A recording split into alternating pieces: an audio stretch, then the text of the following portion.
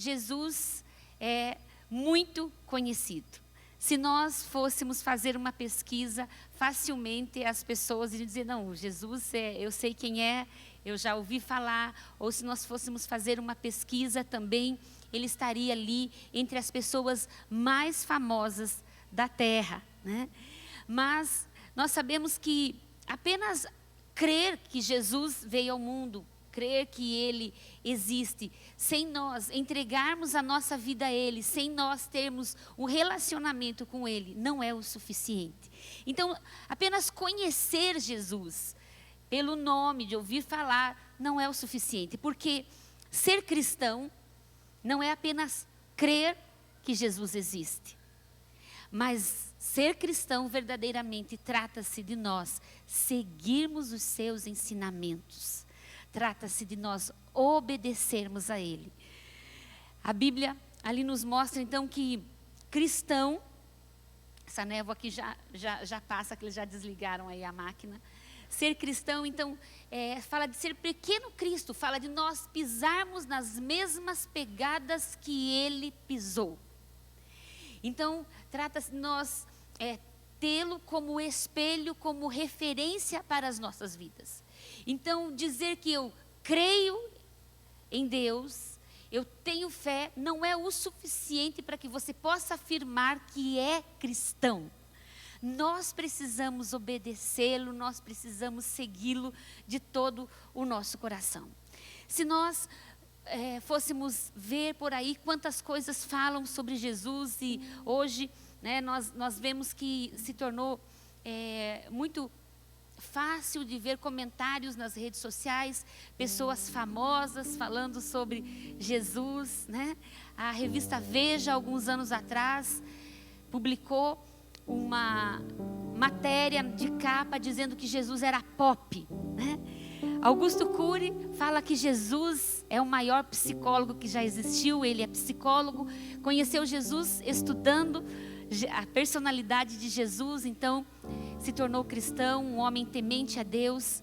Então nós ouvimos muitas coisas a respeito de Jesus, que ele foi um grande líder, que ele foi um grande administrador, então ele foi um grande psicólogo, que ele muitos falam ele como sendo um cara legal. Nós ouvimos até recentemente na mídia uma pessoa famosa se referindo a Jesus, que ele era legal.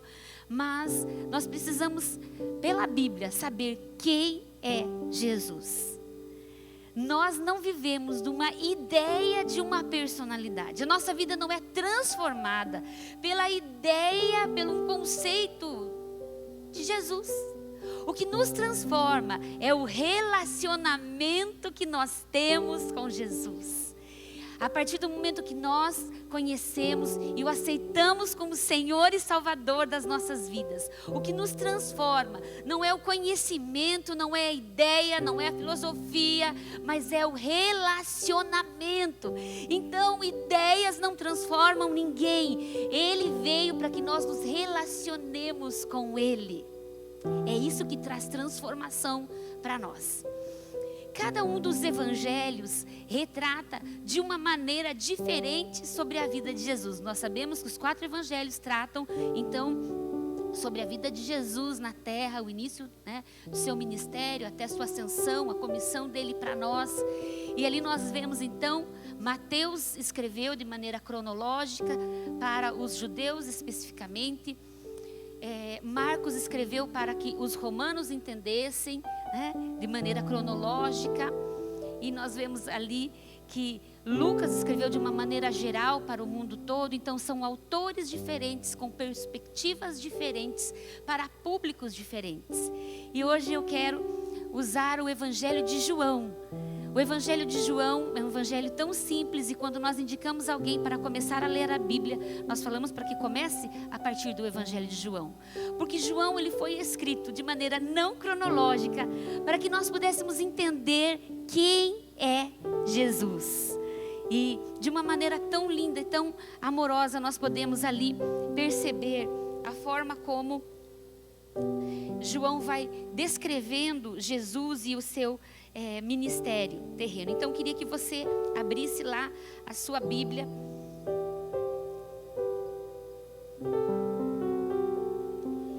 João 1,10 diz assim: ele estava no mundo e o mundo foi feito por ele e o mundo não o conheceu.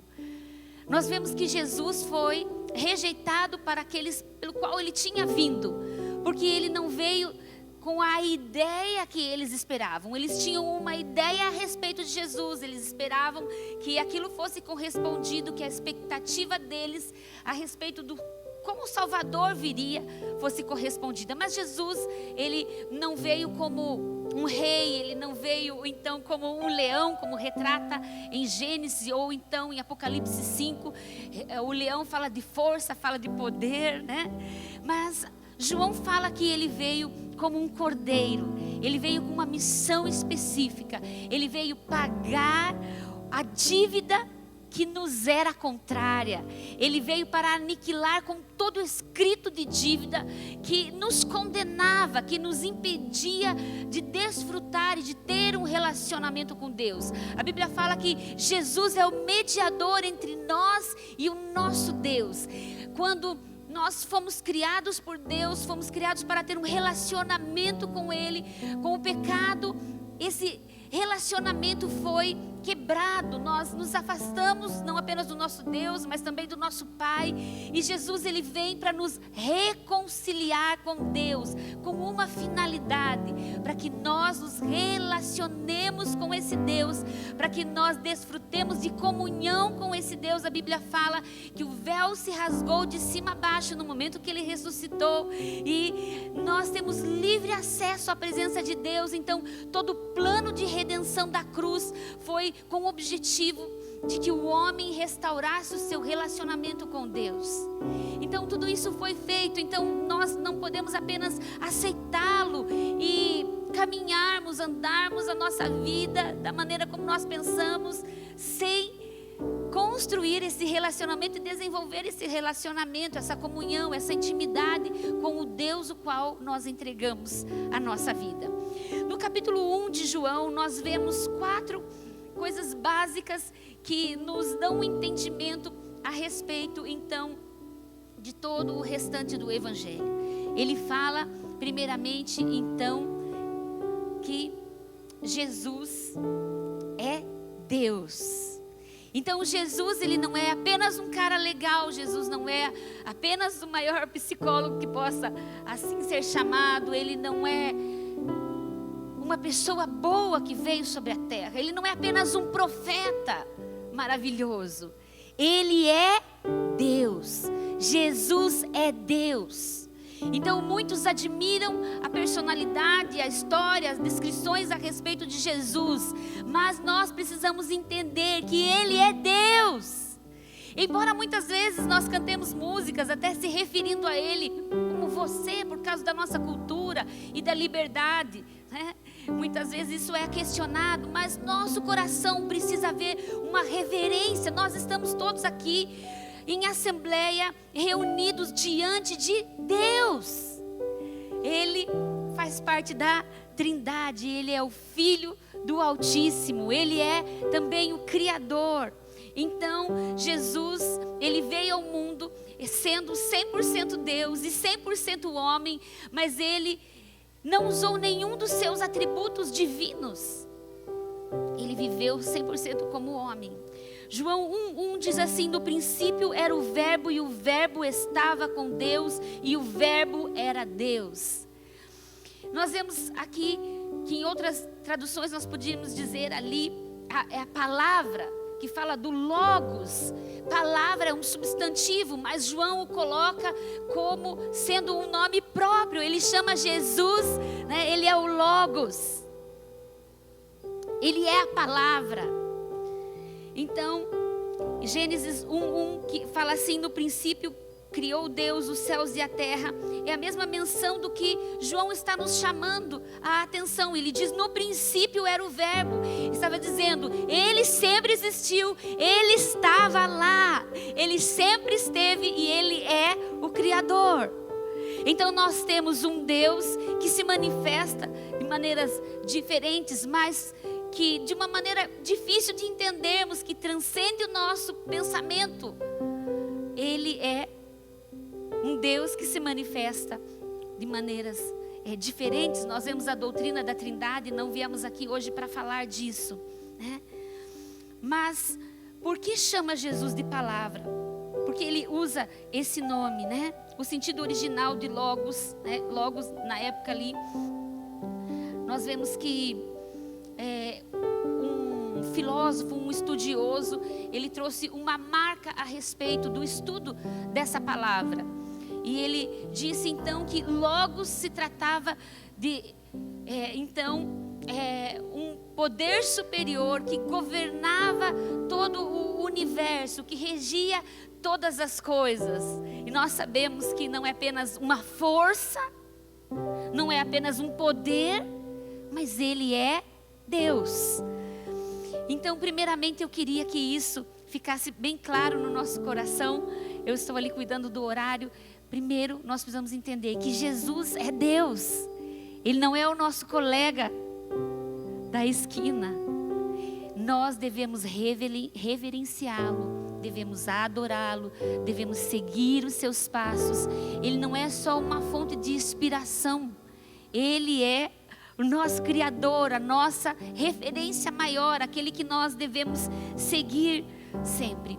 Um dos maiores cientistas que já existiu, eu não sei pronunciar o nome dele, não vou nem arriscar, mas ele disse, aquele que sempre aparecia, né, na cadeira de rodas, que tinha uma doença ali degenerativa, e ele era muito conhecido e realmente desenvolvia toda essa parte de ciência de maneira muito, muito grandiosa. E ele reconhece, há sim um governo sobre toda a natureza física, sobre todas as coisas. Há alguém governando, todas as coisas foram pensadas, foram planejadas, não tem nada que foi ao acaso. Então, muitos cientistas, inclusive Isaac Newton, né, que era um físico, era matemático, mas ele era também teólogo. Ele fala sobre isso, sobre a existência de Deus, sobre um Deus que governa todas as coisas. E a lei que ele desenvolveu, ele diz ali que ele então pode explicar o movimento dos planetas, sobre a lei da gravidade. Mas ele conclui dizendo que isso não explica quem pôs os planetas em movimento.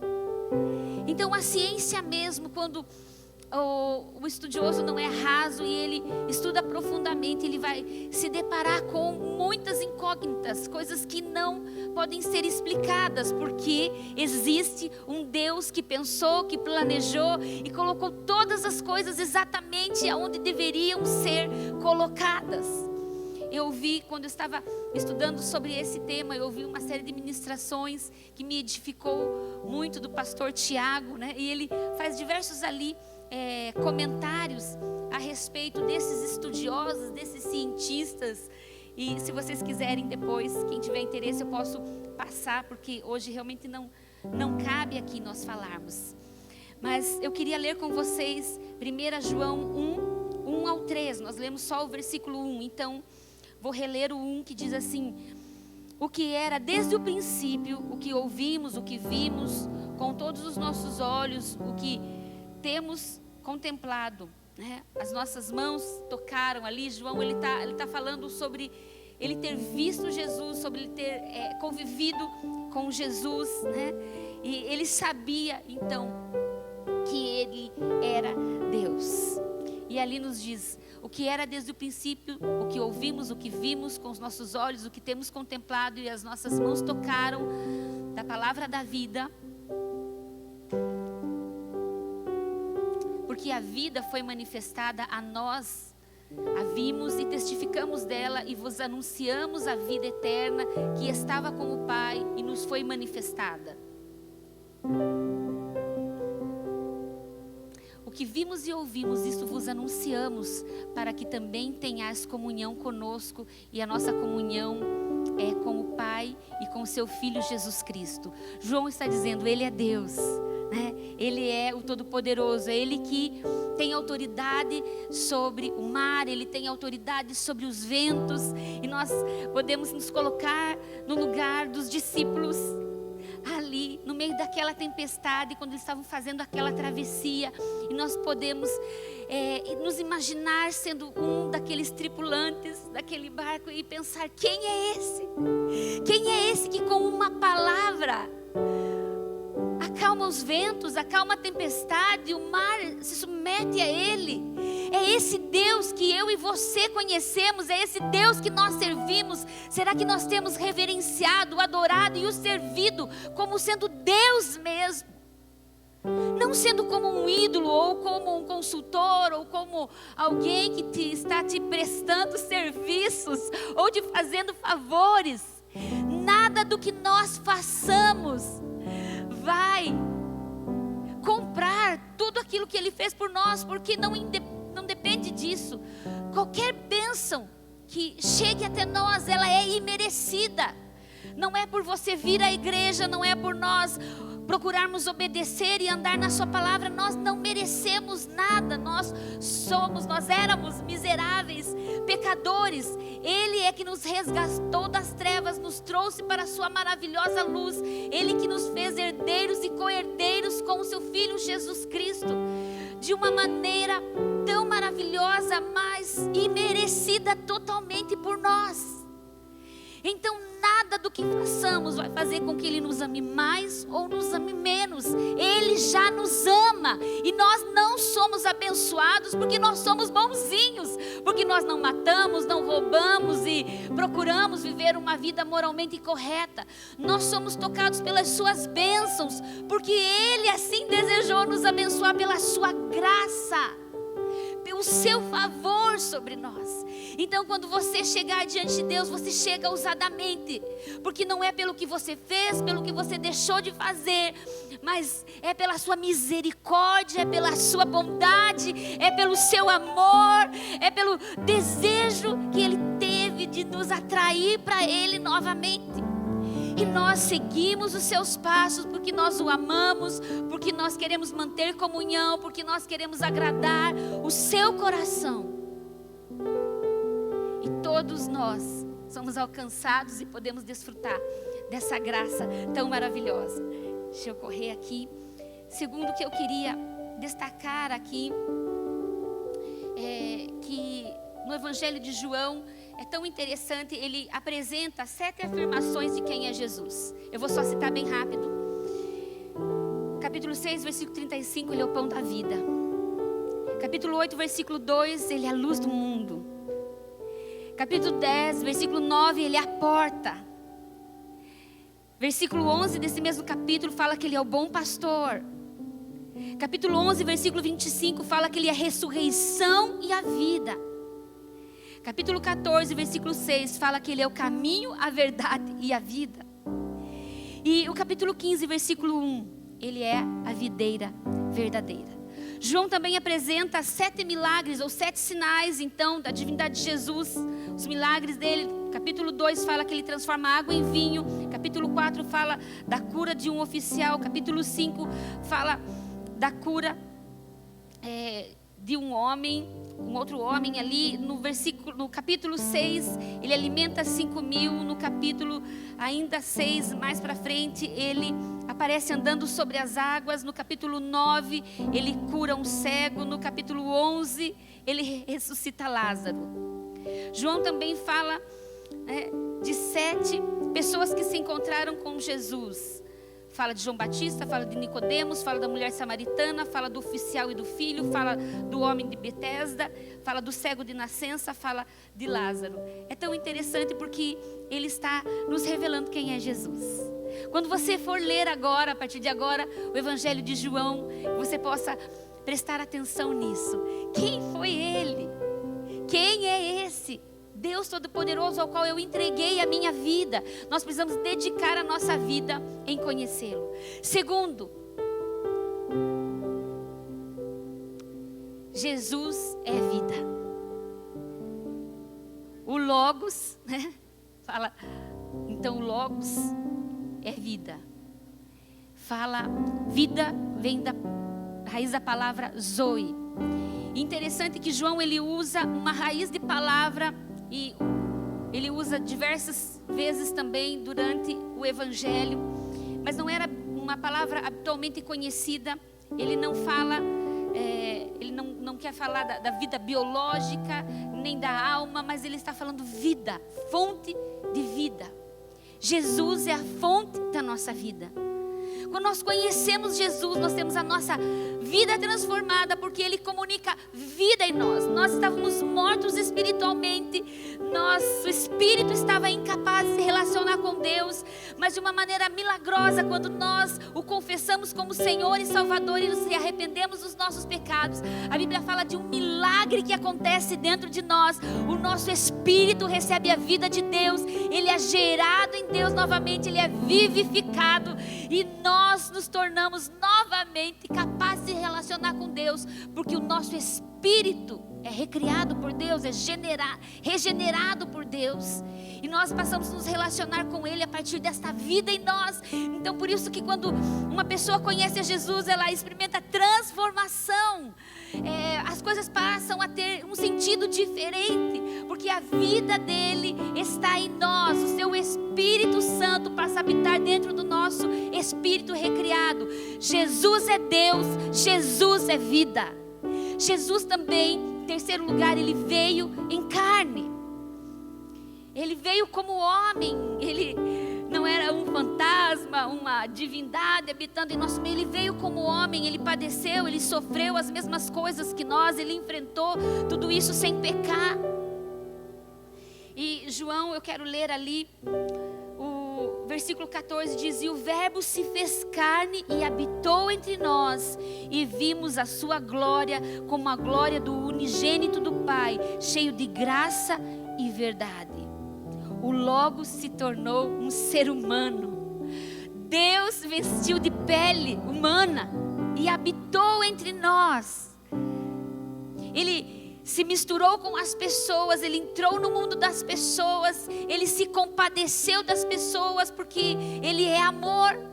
E a Bíblia fala que se nós não amamos, nós não conhecemos a Deus. Por isso que nós precisamos ver se nós temos compaixão das pessoas, se nós se importamos com o destino eterno, se nós levamos as pessoas até Jesus.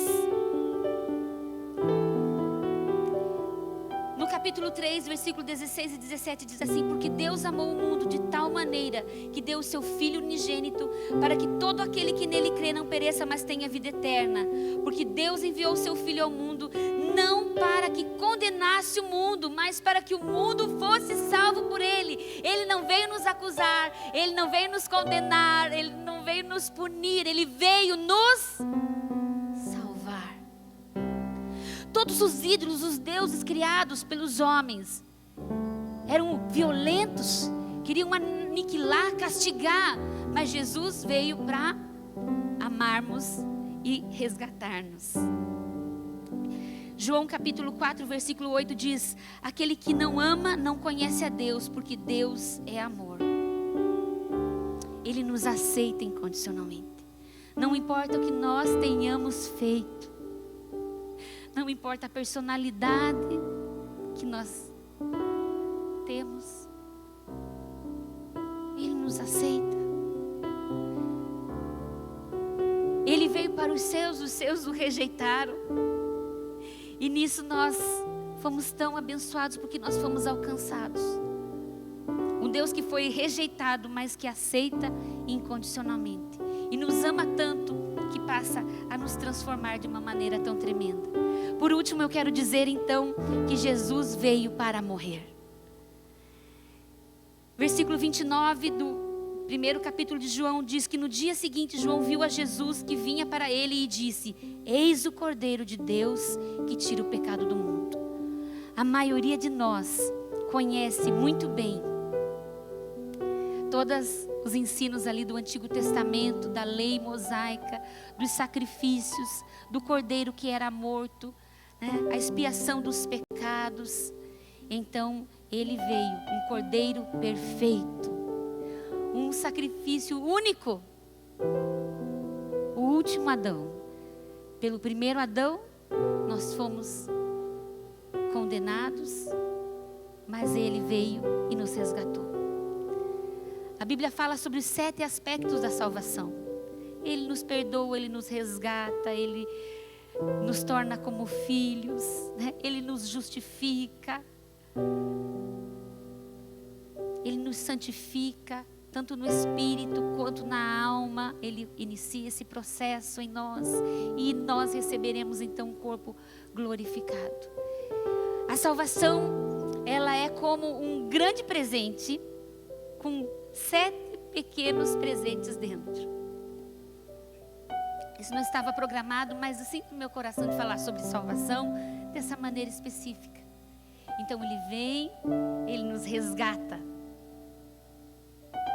Ele nos redime, né? Porque Ele nos perdoa, nos lava, nos limpa, nos purifica de todo pecado. Ele nos santifica no Espírito, nós nunca mais seremos os mesmos. Inicia um processo de santificação na nossa alma e no nosso corpo. Ele nos justifica. Sabe o que é justificação? Ele nos torna justos. Quando Deus olha para nós, Ele não vê diretamente a nós, Ele nos vê através de Jesus. Então por isso que a Bíblia diz que nós podemos chegar ousadamente até o trono da graça. Existe um trono da graça em que nós temos liberdade para entrar, e nós estamos sendo convidados para ir e desenvolver um relacionamento com Ele, conhecê-lo, e é claro que também nós vamos desfrutar das suas bênçãos. E a glorificação é o corpo glorificado que nós vamos receber na vinda do nosso Senhor. Ele não veio como rei, Ele veio como cordeiro. Antes de ir para o trono, porque a Bíblia fala que Ele está sentado à direita de Deus Pai, Ele passou pela cruz, pagou os meus pecados e os seus. Todos os pecados que você cometeu e todos que você ainda vai cometer, já foram pagos pelo sacrifício de Jesus. Nós pedimos perdão dos pecados porque nós não queremos quebrar a comunhão com Deus, e nós estamos nesse processo de aperfeiçoamento, mas nós já recebemos o perdão de todos os pecados, dos que nós cometemos e de todos que ainda vamos cometer. E eu queria finalizar essa palavra recordando então a você que nós precisamos reconhecê-lo como Deus, como sendo a fonte da nossa vida, como sendo aquele que veio em carne, habitou entre nós, mas que foi à cruz, pagou toda a dívida que nos era contrária. Gálatas fala, pregando, né?